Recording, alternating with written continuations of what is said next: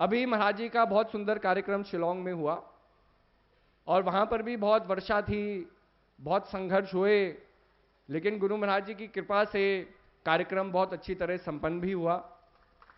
और उस मानव धर्म सम्मेलन का महाराज जी ने नाम रखा man no thy self conference.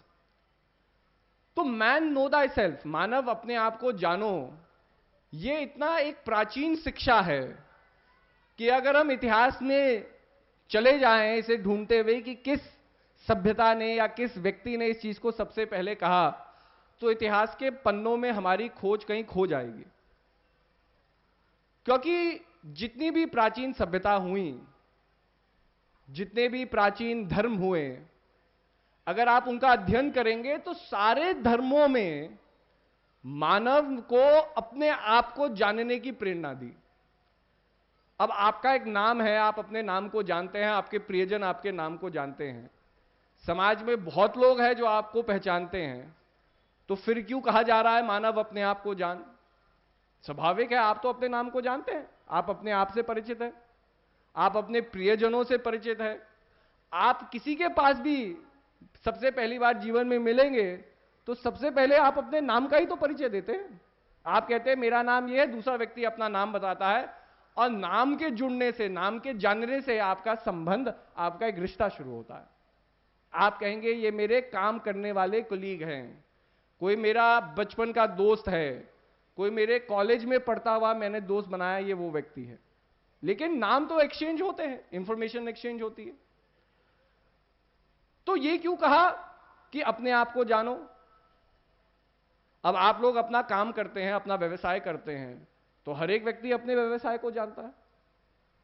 अगर कोई आदमी दूध देने वाला है तो वो दूध ही देगा, मतलब अपने व्यवसाय को जानता है, किस तरह से उसे वो काम को करना है। कोई वकील है, वकालत में कैसे पेश आना है वो वकील ही जानेगा, क्योंकि वो उसका काम है। कोई कॉलेज स्टूडेंट है, किस सब्जेक्ट को वो पढ़ रहा है उसकी जानकारी सर्वप्रथम उसे है, किसी और को थोड़ी है। आप किसी से मिलेंगे, उसके माथे के ऊपर थोड़ी लिखा रहेगा कि उसने क्या पढ़ाई की है। जब वो स्वयं बताता है कि मैं कॉलेज में वकालत कर रहा हूं या मैं डॉक्टर बनने की पढ़ाई कर रहा हूं, तब आप जानते हैं कि वो जीवन में क्या कर रहा है। तो आपका कर्म लोगों से अपरिचित हो सकता है, लेकिन आपसे तो अपरिचित नहीं है, आप तो जानते हैं। ऐसे ही आपकी इच्छा है, आपकी कामनाएं हैं। कोई व्यक्ति बड़े होकर के क्या करना चाहता है, मन में उस इच्छा को रखता है, गोल को रखता है। ऐसे ही कल आप क्या करना चाहते हैं? आप चंद्रपुर आए हैं, सब लोगों ने चंद्रपुर के बारे में सुना होगा। कल संडे है, तो कल सब लोगों ने अपना कार्यक्रम भी बना लिया होगा कि चंद्रपुर की कौन सी जगह घूम करके आनी है। जब इतनी दूर आए हैं तो आपकी इच्छा है, आपकी महत्वाकांक्षा है, और ये महत्वाकांक्षा प्रोग्राम में आने से पहले ही बन गई। क्योंकि आपने कहा 2 दिन के लिए जाना है, क्या करेंगे? तो फिर आपने रिसर्च की होगी भी चंद्रपुर में क्या क्या चीजें देखने को है, और वो पर्यटक स्थल हम जरूर घूमने जाएंगे जब भी समय मिलेगा। तो आप अपनी इच्छाओं से भी अपरिचित नहीं है। भाई मैं नहीं जान सकता आप कल क्या करेंगे, लेकिन आप तो जानते ही हैं। तो कहने का अभिप्राय है कि जिस तरह से मानव ने अपने आप को समझा है, उसकी वास्तविक पहचान उससे परे है। इसलिए तो कहा जा रहा है कि मानव अपने आप को समझो, अपने आप को जानो, क्योंकि तुम्हारा नाम तुम्हारा सर्वस्व नहीं है। नाम भी सीमित है जब तक जीवन है। आपकी श्वासें रुक जाए, आपके जीवन में जो आपका जीवन है स्तंभ हो जाए, तो आप अपना नाम नहीं ले सकते, और कोई आपको नाम से पुकारेगा नहीं, क्योंकि आपका अस्तित्व ही नहीं है। तो जो नाम आपकी पहचान है वो केवल इस जीवन काल तक जुड़ी हुई है। आपकी इच्छा, आपकी कामनाएं हैं तो वो भी आपके जीवन से जुड़ी हुई है। और अगर इच्छा कामना ही हमारा सर्वस्व है, तो हम सब के अंदर इतनी इच्छाएं कामनाएं उत्पन्न होती है, वो सब पूरी क्यों नहीं होती? तो महान पुरुष बड़ी बारीकी से और अपने जीवन के द्वारा, अपने उदाहरण से हमें यह सिखाना चाहते हैं कि मानव का जीवन 2 शक्तियों का सम्मिलन, एक रूप है। 2 शक्ति क्या है? एक वो है जो बंधन में बंधी हुई है, जिसको हम कहते हैं फाइनाइट, जिसका प्रारंभ है, जिसका अंत है। आपका नाम, आपका कर्म, आपकी पहचान, आपकी इच्छाएं, ये सब फाइनाइट शक्तियों में बंधी हुई है। मतलब आप तब तक कर्म कर सकते हैं जब तक आप जीवित हैं। आपका नाम तभी पुकारा जाएगा जब तक आप जीवित हैं। आपकी इच्छाएं आपके जीवन में तब तक रहेगी जब तक आप जीवित हैं। लेकिन महान पुरुष समझाते हैं कि अपनी पूर्णता को प्राप्त करना है तो तुम्हारे अंदर एक और शक्ति है, ये तुम्हारी एक और पहचान है जिससे तुम अपरिचित हो। और वो पहचान क्या है? वो पहचान है इनफाइनाइट की, कि कोई वो चीज बंधन में ना बंधा हो। अब आप बारीकी से सोचो, ऐसी क्या क्रिया आपके अंदर हो रही है जो आपको इन्फिनिटी से, अनंत से जोड़ रही है। तो महान पुरुष हमें यही सिखाते हैं कि मानव के दो स्वरूप है, दो हिस्से हैं। जो फाइनाइट है उसको तो हमने जान लिया, लेकिन जीवन को जीते जीते हम जो फाइनाइट है, जो लिमिटेड है, जो द्वैत के संसार में बंधा हुआ है, इसको जानते जानते हम इसमें इतनी गहराई में चले जाते हैं कि हम सोचते हैं कि इसके अलावा और कुछ नहीं हो सकता। हम सोचते हैं द्वैत का संसार है, अद्वैत क्या चीज होगी, हम प्रश्न करते हैं। लेकिन अगर अद्वैत नहीं है तो मैं आपसे पूछूं द्वैत का जन्म कैसे हुआ? क्योंकि अगर किसी भी चीज का विभाजन होता है तो विभाजन से पहले उन दोनों चीज का एक रूप, सम्मिलित रूप होगा, इसलिए तो विभाजन है। मेरे हाथ में एक छड़ी है, मैं आपसे कहूं कि भाई क्या है, तो आप कहोगे जी आपके हाथ में एक टहनी है। जब एक टहनी होगी तभी तो एक टहनी को तोड़ करके मैं दो टहनियां बना सकता हूं। अपने आप में दो टहनी तो पैदा नहीं होगी ना, टूटी हुई टहनी कभी पैदा होती है। लेकिन मैंने टहनी को तोड़ा, उसे दोबारा तोड़ा, तो एक से मैंने दो को बनाया। तो द्वैत का जन्म भी किसी शक्ति से हुआ है। हमारे महान पुरुष हमें सिखाना चाहते हैं। लेकिन वो शक्ति क्या है? वो शक्ति इतनी सूक्ष्म है कि नाम को तो हम जान लेते हैं क्योंकि नाम से लगाव है। सब लोग अपने नाम, मेरा यश आगे हो, मेरे नाम की वृद्धि हो, नाम के पीछे लोग कितने दीवाने हैं, हम देखते हैं संसार में। आप अखबारों को आज पढ़ के देखो तो अखबारों में केवल नाम का खेल है। किसका नाम हेडलाइन में जा रहा है, किसका नाम सुर्खियों में आ रहा है, किसका नाम पेज 3 में जा रहा है, किसका नाम पेज 10 में जा रहा है। मतलब ये सब चीज की लड़ाई है।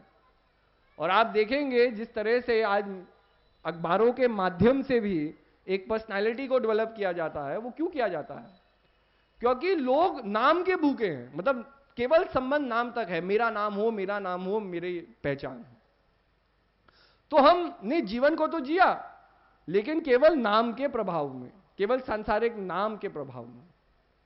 फिर कुछ लोग उससे आगे बढ़ते हैं तो कोई लोग अपने काम के पीछे दीवाने हैं कि सबसे बड़ा व्यवसाय मेरा हो। मतलब बहुत बड़ा व्यवसाय उनके पास है, बहुत बड़ा बिजनेस उनके पास है, लेकिन उससे संतुष्ट नहीं है क्योंकि और की कामना है, और की कामना है।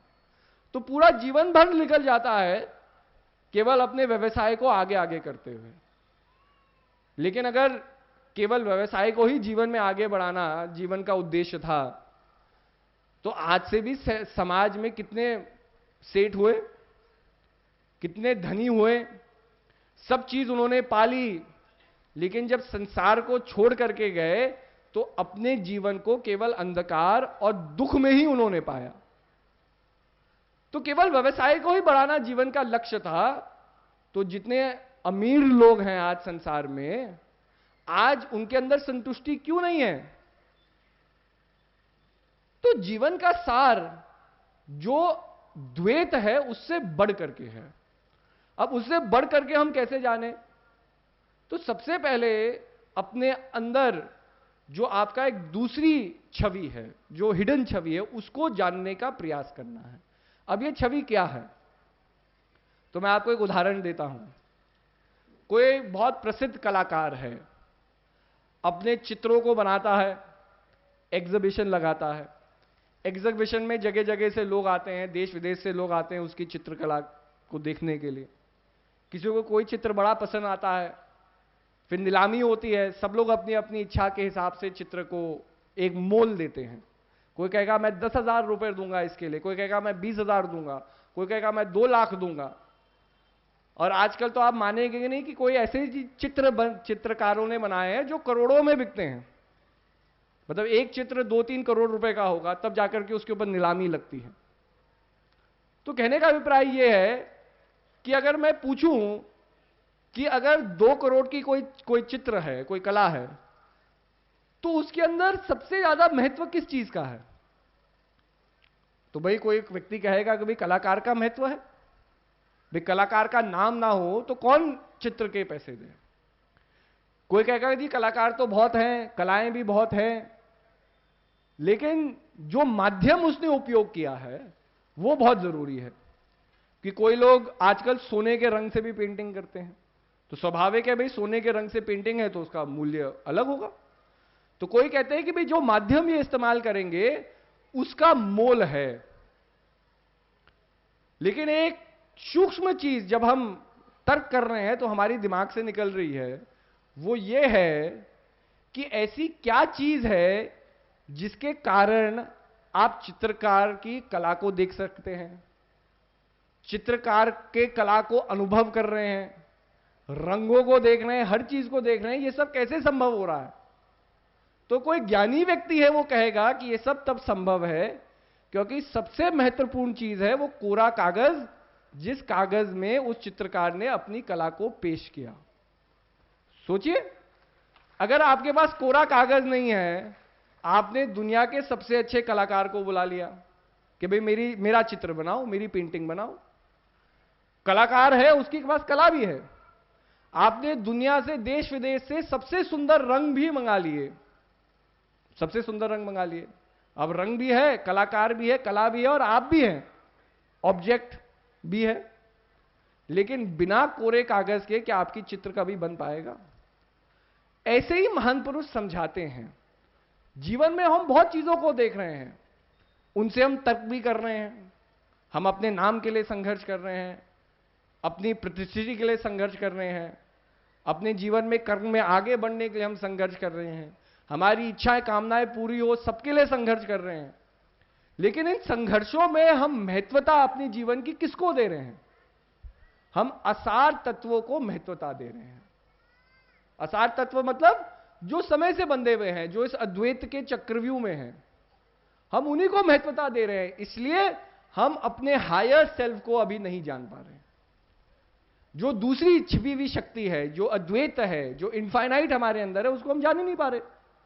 क्योंकि हम महत्वता किसको दे रहे हैं? नाम को, अपने शरीर को, शरीर की इंद्रियाओं को, शरीर की इच्छाओं को। उससे परे तो हम गए ही नहीं। और महान पुरुष क्या समझा रहे हैं कि सबसे जो महत्वपूर्ण चीज है वो एक ऐसी चीज है जो साधारण तरीके से समझ में ना नजर नहीं आएगी। अब हमारे शरीर के अंदर क्या हो रहा है? शरीर के अंदर इंद्रियां हैं, ज्ञान इंद्रिय और कर्म इंद्रिय, वो शरीर का संचालक है। शरीर है, हम अपने शरीर को छू सकते हैं, उसे महसूस कर सकते हैं, अपने नाम का उच्चारण कर सकते हैं, अपने नाम से हम परिचित भी हैं। लेकिन कहने का अभिप्राय मेरा यह है कि इससे परे भी तो एक प्रक्रिया हमारे अंदर हो रही है जिसके ऊपर हम ध्यान ही नहीं करते। हम रोज सवेरे उठते हैं, श्वासों से हमारा जीवन शुरू होता है, हम रात को सो भी जाते हैं जब हमारे जीवन में कोई कर्म नहीं होते, कोई सोच नहीं होती, लेकिन श्वासों की माला चलती जाती है। लेकिन मैं पूछूं कि अब तक ज्ञान प्राप्त करने से पहले या हम गुरु महाराज जी के दरबार में आने से पहले कभी हमने अपनी श्वासों का मोल किया? कभी हमने पल भर गौर भी किया कि भाई हम अपनी नाम की प्रतिष्ठा कर रहे हैं, ये किस क्रिया पे हो रहा है? तो यही है कि संसार के प्रभाव में आकर के हम संसार के द्वैत को महत्व दे रहे हैं, और जहां हम द्वैत को महत्व देते हैं वहां मन की मंशाएं होगी अलग अलग। द्वैत का मतलब क्या है?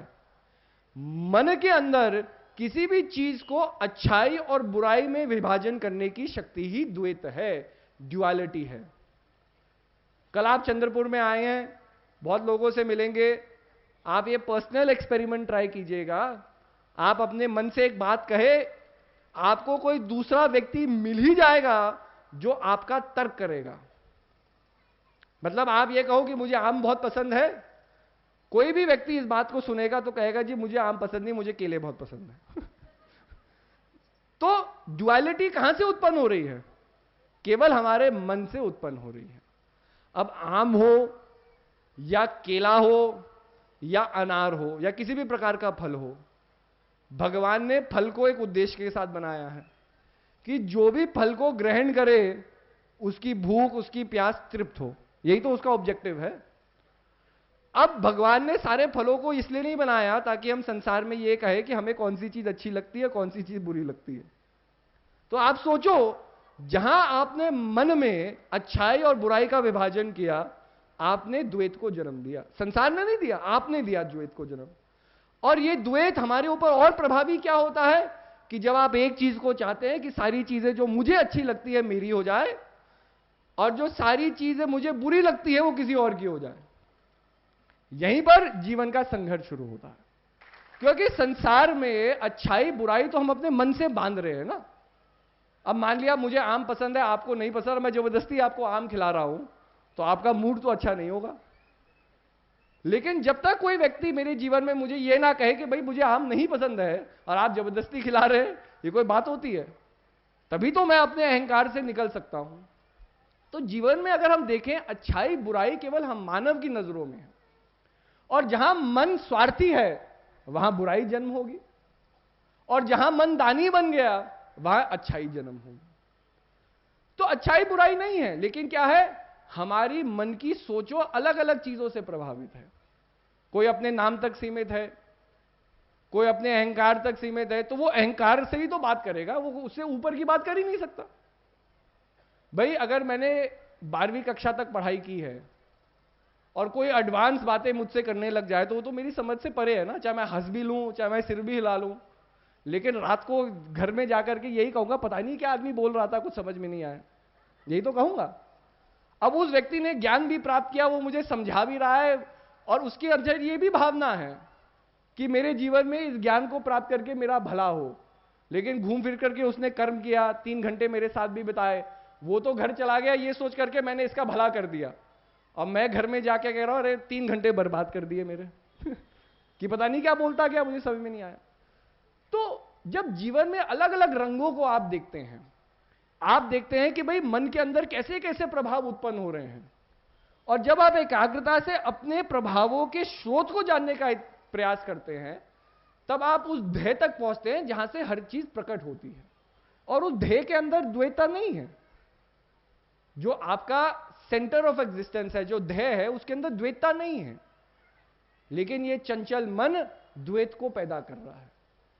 लेकिन जब आप मन की चंचलता को देखेंगे तभी आप जानेंगे कि कैसे मन चंचल है। तभी तो जानेंगे कि भाई मैं ये बात क्यों कह रहा हूं, मैं सही बात क्यों नहीं कर रहा। क्योंकि मानव के अंदर कहीं ना कहीं एक बात छिपी हुई रहती है कि मैं संसार में हमेशा रहूंगा, और इसीलिए संसार का एक अंत है, मतलब एक पॉइंट ऑफ एंड, एक फुल स्टॉप लगता है हमारे जीवन में, ताकि जो ये अहंकार हमने पाल रखा है ये अहंकार टूटे। अब ये होता नहीं है सबके जीवन में। किसी को बड़ा अहंकार था कि मेरी आंखें बिल्कुल ठीक है, जितना अहंकार उसे अपनी आंखों से था उतने ही मोटे चश्मे उसको लगेंगे जीवन में होता ही है। जितने लंबे बाल रखोगे धीरे धीरे समय के साथ उतने ही बाल झड़ेंगे। तो कहने का अभिप्राय है कि हम जितना मोह जिस चीज से करते हैं, और अगर वो असार तत्व है, तो हमारा मन हमें मूर्ख बना रहा है कि हमें कुछ मिल रहा है, लेकिन वास्तविकता में हम उस चीज को खो रहे हैं। हम किस चीज को खोल रहे हैं? हम अपनी मन के चिंतन को खो रहे हैं, जिसको हम कहते हैं पीस ऑफ माइंड। आज दुनिया में सब कुछ है, टेक्नोलॉजी के नाम पे सब कुछ है। आदमी क्या खोज रहा है?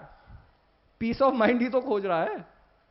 एक धनी से धनी व्यापारी इतना काम करता है, इतना संघर्ष करता है, क्यों कर रहा है? क्योंकि वो चाहता है कि रात को आराम से वो सो सके, इसलिए तो संघर्ष हो रहा है। आप बड़े बड़े कॉलेजों में पढ़ रहे हैं, दिन रात पढ़ते हैं, 12-12 घंटे आप स्टडी कर रहे हैं। कोई आईएएस के लिए स्टडी कर रहा होगा, कोई आईपीएस के लिए, सिविल सर्विस के लिए स्टडी कर रहा होगा। लोग 18-18 घंटे पढ़ते हैं। क्यों कर रहे हैं? क्योंकि वो सोचते हैं कि अरे नौकरी अच्छी मिल जाए तो पीस ऑफ माइंड मिलेगा। तो आदमी घूम फिर करके खोज किस चीज को रहा है? मन की संतुष्टि को खोज रहा है। लेकिन महान पुरुष समझाते हैं, अगर मन को चंचल रखोगे, मन को अहंकारी रखोगे, तो ये मन की संतुष्टि कभी नहीं मिलेगी। और चीजें तो मिल जाएगी, लेकिन मन की संतुष्टि नहीं मिलेगी। हम लोगों का विदेश जाना होता है। विदेश में हम बहुत से ऐसे भारतीयों को मिलते हैं जो अपने छोटी अवस्था में ही देश छोड़ करके चले गए।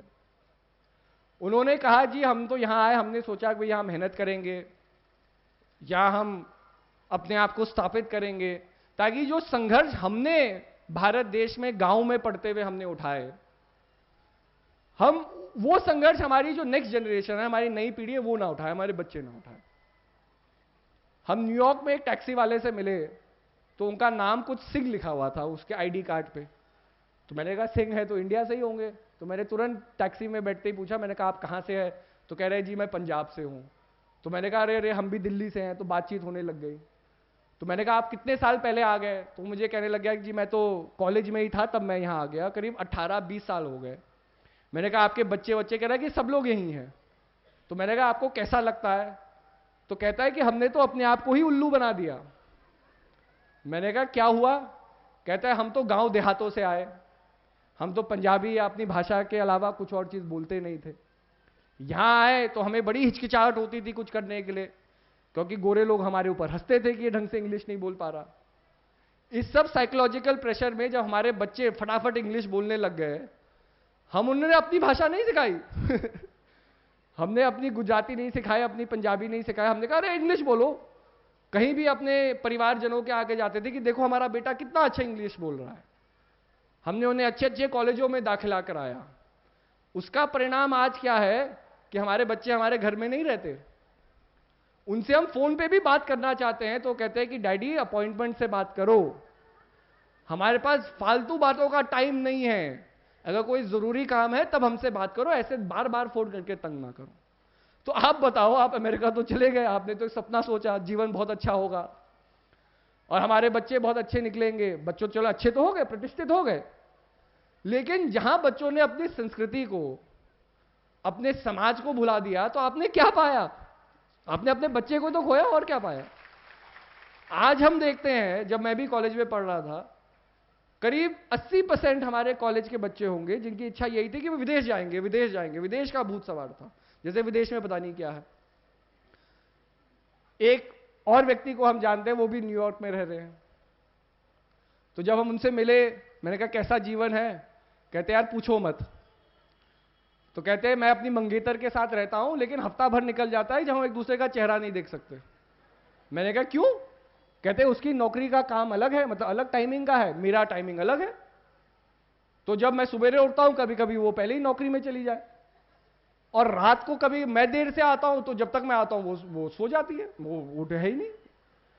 और वो ये भी आगे कहने लग गए कि जो सैटरडे संडे की 2 दिन की छुट्टी भी मिलती है, उसमें भी हम एक दूसरे के साथ बैठ करके खाने का भी समय नहीं है, क्योंकि वो कहती तुम अपने कपड़े धो, मैं अपने कपड़े धोऊंगी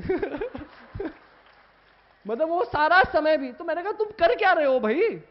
अगर क्वालिटी ऑफ लाइफ ही नहीं है तो तुम इस जंगल में कर क्या रहे हो? तो कहते यार फंस गए, और क्या करें, कि हम तो बड़े सपने लेके आए थे कि इतने समय में इतना पैसा कमाएंगे, ये करेंगे वो करेंगे। कहते हम गुलाम बन गए हैं, इस समाज के गुलाम बन गए हैं, क्योंकि जितना तनख्वाह आएगी उसी तनख्वाह से रेंट जाएगा, उसी तनख्वाह से मेरी गाड़ी का खर्चा निकलेगा, और अगर मैं काम ना करूं तो मैं तो यहां रह ही नहीं सकता।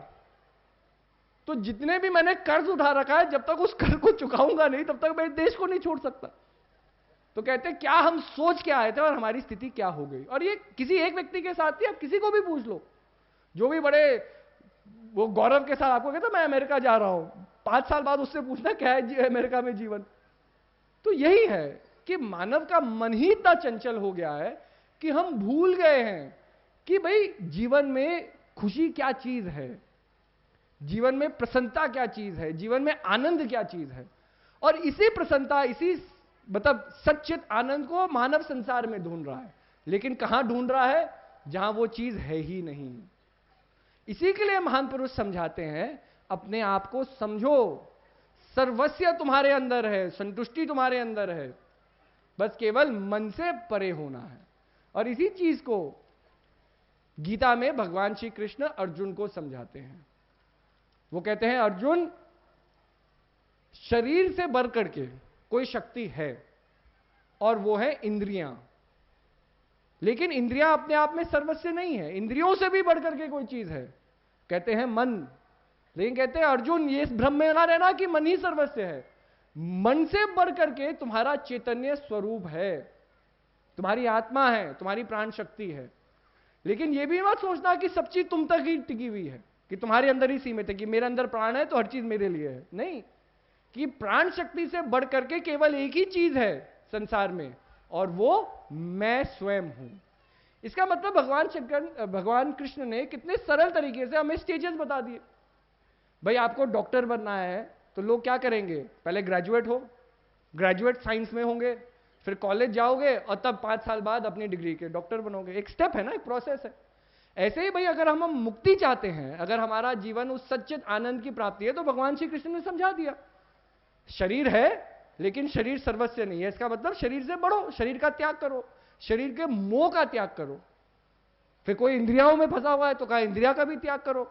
लेकिन अक्सर हर एक व्यक्ति मन पर आकर के अटक जाते हैं। मन से परे फिर भाई आत्मा को जानना, उसको छूना, उसका अनुभव करना एक बहुत सूक्ष्म विषय है ना। जब तक मन एकाग्रचित नहीं है वो अनुभव जागृत ही नहीं होगा। मतलब फाइन कंसंट्रेशन की जरूरत है। भाई कोई संगीतकार होता है, बड़ी सुर और लय में जाता है, अगर संगीतकार को जो हेल्प कर रहे हैं, जो कोई तबला बजा रहा है, अगर वो ताली गलत बना रहा है तो भाई संगीतकार कभी अपनी लय में गा ही नहीं सकता, क्योंकि एक विघ्न बनेगा ना। इसी तरह से विघ्न क्या है, मन की चंचलता, मन का इधर उधर भागना ही दुख का कारण है। किस तरह से, तो मन संसार में महत्वाकांक्षाएं रखता है। जिस तरह से मैंने कहा ना, अहंकार द्वैत को पैदा करता है। तो जब यह अहंकार मन के ऊपर भावी होता है तो मन क्या कहता है, इच्छाओं पैदा करता है। भाई मैं करोड़पति बन जाऊं, मेरी लॉटरी लग जाए, किसी और की ना लगे, ये इच्छा ही तो है। मेरा भला हो जाए, मेरी दुकान आगे बढ़ जाए, मेरा व्यवसाय आगे हो जाए, मेरे बच्चे फर्स्ट आ जाए, ये सब महत्वाकांक्षाएं हैं। और ये हमारे जीवन पे कैसे लागू होती है तो मैं आपको समझाता हूं। रात को आप सो जाएंगे, सवेरे आप उठेंगे तो आपकी पत्नी आपसे पूछेगी मैं कैसी लग रही हूं। अब इसके पीछे पूछने में कोई साधारण ये कॉन्वर्सेशन नहीं है कि आप कह दो कि भाई ठीक लग रहे हो तो वो खुश होकर के चली जाएगी, वो संतुष्ट हो जाएगी। उसके पीछे पहले ही पत्नी जानती है कि उसे क्या रिप्लाई चाहिए, वो रिप्लाई सेट है। कि अगर मैं अपने पति से कहूं मैं कैसी लग रही हूं तो पति को यही कहना है, ये एक्सपेक्टेशन है, ये महत्वाकांक्षा है। और वो महत्वाकांक्षा पूरा नहीं होगी तो उस समय कुछ नहीं होगा, रात को खाने में मिर्च ज्यादा हो जाएगी। सुबेरे उठोगे तो चाय नहीं मिलेगी, मतलब वो सटली वे में चीजें होगी। लेकिन मैं कहना क्या चाहता हूं कि हम कोई भी कर्म करते हैं उससे पहले महत्वाकांक्षा है कि हम चाहते क्या है उस चीज से। अगर मैं ये कर रहा हूं मुझे क्या मिलेगा, अगर मैं उससे अपना दोस्त बनाऊंगा तो मुझे क्या मुनाफा होगा। हमारे गुजरात वाले इस बात को जल्दी समझ रहे होंगे। वो प्रॉफिट लॉस की बात को जल्दी समझ जाते हैं कि नुकसान क्या होगा, क्या मुनाफा होगा, बड़े सोच समझ के समाज में कदम रखते हैं। तो कहना अभिप्राय यही है कि जब आप हर एक चीज में अपने स्वार्थ को जोड़ोगे तो खुशी कहां है। भाई अगर स्वार्थ या वैमनस्यता में या अंधकार में ही खुशी होती तो आज हम धर्म की बात क्यों कर रहे हैं, आज हम नेकी की बात क्यों करते हैं। आज समाज में आप जितने भी प्रसंग को उठा लो, वो प्रसंग अच्छे आदमियों के क्यों समाज में बताए जाते हैं, क्योंकि यही जीवन का उद्देश्य है। लेकिन इस उद्देश्य को सब लोग नहीं पूरा कर पाते। और महान आत्माएं वही कहलाती है जो जीवन में अपने सच्चे उद्देश्य को पूरा कर सके, चाहे कितने भी विघ्न आए, चाहे जितनी भी परेशानियां आए। तो इसके लिए क्या है कि सर्वप्रथम आपको अपने अंदर से इस एक्सपेक्टेशन, इस अनुकंपा के प्रभाव को हटाना होगा। कर्म करो मन की पवित्रता से करो, अगर मुनाफा हो नुकसान हो उसकी चिंता मत करो। यही तो भगवान श्री कृष्ण भी अर्जुन को समझाते हैं कि अर्जुन तू कर्म कर, कर्म के फल की इच्छा मत रख, क्योंकि जहां हम इच्छा से जोड़ेंगे वहीं तो अहंकार जन्म होगा। मैंने इतना कर्म किया, मुझे इतना मिलना चाहिए, नहीं मिलेगा तभी तो गुस्सा आता है, नहीं मिलेगा तभी तो आपका जीवन दुखी है। और अगर आज आपका जीवन दुखी है तो सबसे पहले यह चिंतन करो कि महत्वाकांक्षा क्या है आपकी जीवन की। अगर महत्वाकांक्षा केवल संसार तक सीमित है तो वो सारी महत्वाकांक्षाएं दुख का कारण बनेगी,